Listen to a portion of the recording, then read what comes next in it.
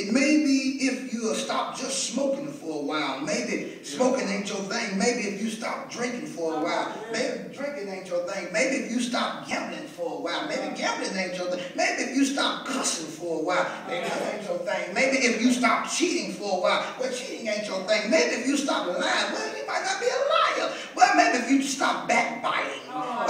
Maybe if you stop coveting.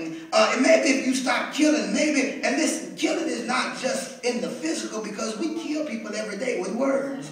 Maybe if we stop stealing, maybe if we stop taking the Lord thy God's name in vain, maybe if we stop being disobedient, maybe if we stop whoremongering, maybe if we stop being selfish, maybe if we obey in authority those who have rule over you. If you just do my will, then he will hear from heaven, and he will wipe out the diseases. God says, then I will make your enemies your footstools. Then I will stop your children from killing one another. Then I will show you peace. Then I will heal your land. If a small two-letter word yet demands large reactions.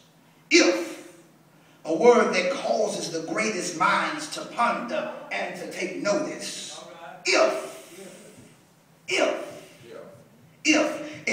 If Adam and Eve had not disobeyed God, then they would not have been removed from the Garden of Eden. Jesus said to Peter and Andrew, if you follow me, then I will make you fishers of men. Brothers and sisters, if husbands would love their wives as the Bible instructs them to, then submitting would be a lot easier. If wives would help and respect their husbands and not downgrade them or try to lead them, then husbands' jobs would be made easier. If mothers would take time to be mothers, then homes would be more stable. If fathers would be and act like real men of God, then less of our young men would be winding up in gangs or behind prison bars or down in the mortuary. If children would take the time to listen to their parents before they tune them out, then less teenage pregnancy or drugs would use would occur. If families would care for one another instead of competing with each other, then there would be no dysfunctional families. If people would take time to get to know a person for who he or she is, and not because of the color of his or her skin, then hatred and racism would become destroyed. If churchgoers would keep their church clothes on after church, then sinners can see the difference that Christ made in their lives. If we love one another as Jesus has instructed us, then we are keeping God's commandments. My brothers and my sisters, I stopped by to tell you to ask, what if God had not so loved the world that he gave his only begotten Son? Then whosoever would believe in him would be saved and would not have a right to the tree of life. But because God did send his Son, and because his Son did give his life, and because on that third day morning Jesus rose with all power in his hands, and we are entitled to the tree of life. Jesus' death, burial, and resurrection gives us the claim as ifs and ands, buts about it, that Jesus' fulfillment, the statement in our lives. He is then the statement to the answer to all of these conditions.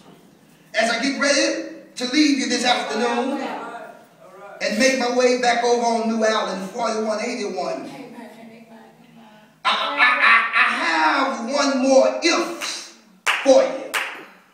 The songwriter said it best when he penned, if I could just hold my peace and let the Lord fight my battles. If I just stand still and know, if I just think of God's goodness, if I just take time to meditate on his word, then victory, sweet victory, shall be mine. My brothers and my sisters, all I'm trying to tell you this afternoon, that is, if you need a friend that sticks closer any brother, and if you need a mother, or if you need a father, if you need a way out, or if you need water when you're thirsty, if you need bread when you're hungry, or if you need rest when you're weary, then I recommend Jesus, the Rose of Sharon. Yeah, Jesus, the Alpha and the Omega. Jesus, the beginning and the ending. Jesus, my bright and morning star. If you don't know what I'm talking about, then I suggest to you to get to know this man from Galilee. That if you're in a terrible, he will set you free.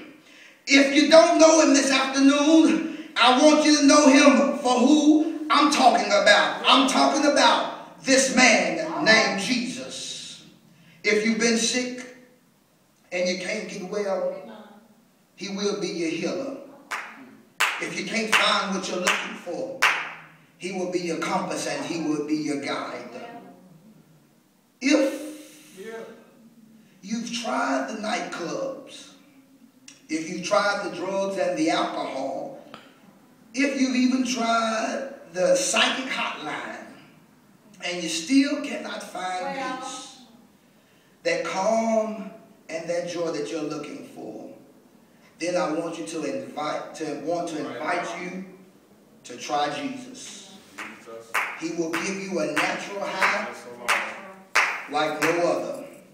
He will show and tell you things that you have never seen or heard. He will give you peace in the midst of the storm. Yes, he will. Yes, he will. He will give you a calm that cannot be disturbed.